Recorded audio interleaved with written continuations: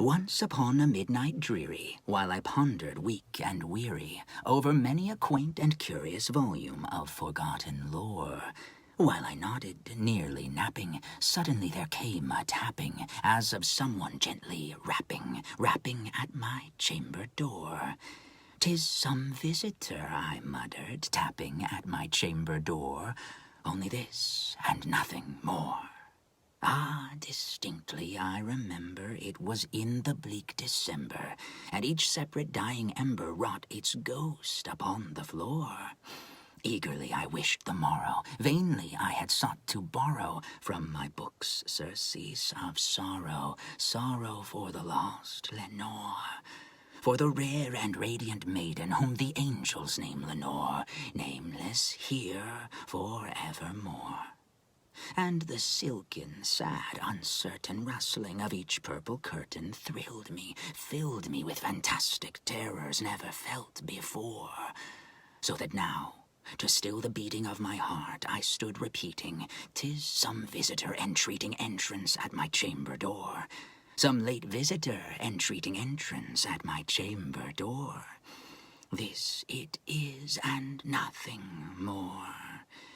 Presently my soul grew stronger, hesitating then no longer. "Sir," said I, "or madam, truly your forgiveness I implore.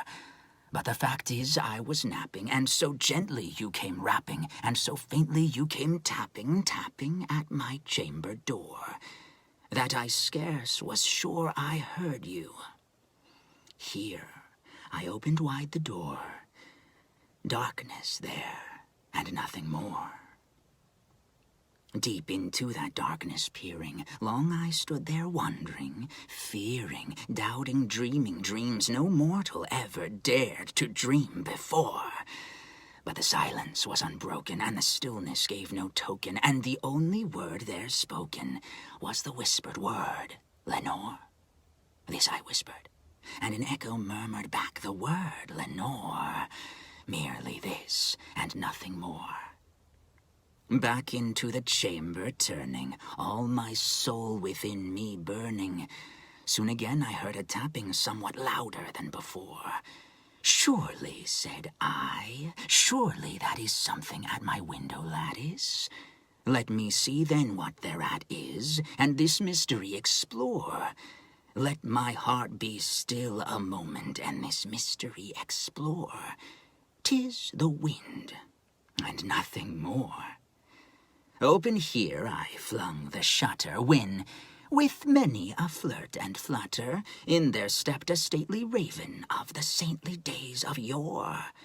Not the least obeisance made he, not a minute stopped or stayed he, but with mien of lord or lady, perched above my chamber door, perched upon a bust of Pallas, just above my chamber door, perched and sat, and nothing more. Then this ebony bird, beguiling my sad fancy into smiling, by the grave and stern decorum of the countenance it wore, "Though thy crest be shorn and shaven, thou," I said, "art sure no craven, ghastly grim and ancient raven, wandering from the nightly shore. Tell me what thy lordly name is on the night's plutonium shore." Quoth the raven, "Nevermore." Much I marveled this ungainly fowl to hear discourse so plainly, though its answer little meaning, little relevancy bore.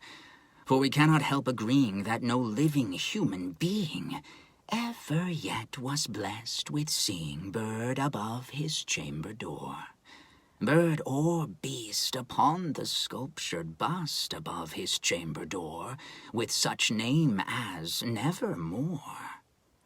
But the raven, sitting lonely on the placid bust, spoke only that one word, as if his soul in that one word he did outpour. Nothing farther then he uttered, not a feather then he fluttered, till I scarcely more than muttered, "Other friends have flown before, On the morrow he will leave me, as my hopes have flown before. Then the bird said, nevermore. Startled at the stillness broken by reply so aptly spoken, doubtless, said I, what it utters is its only stock and store, caught from some unhappy master whom unmerciful disaster followed fast and followed faster, till his songs one burden bore.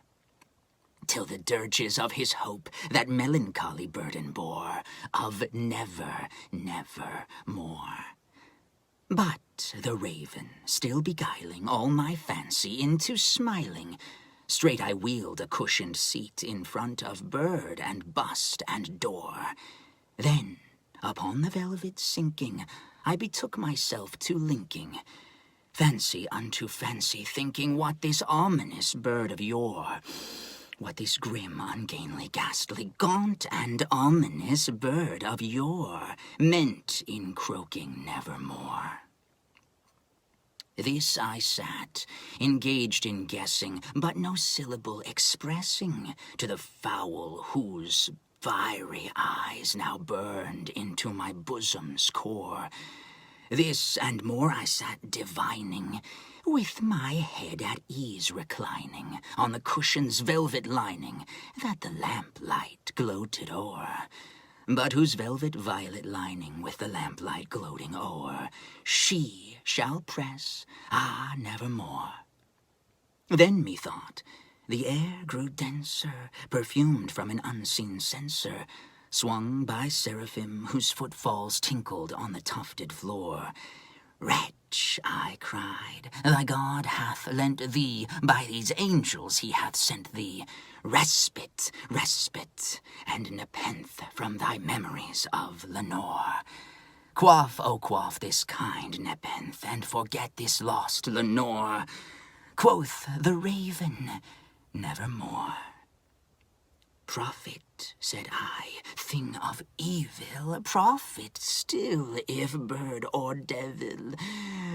Whether tempter sent or whether tempest tossed thee here ashore desolate, yet all undaunted on this desert land enchanted, on this home by horror haunted, tell me truly I implore, is there balm in Gilead? Tell me, I implore.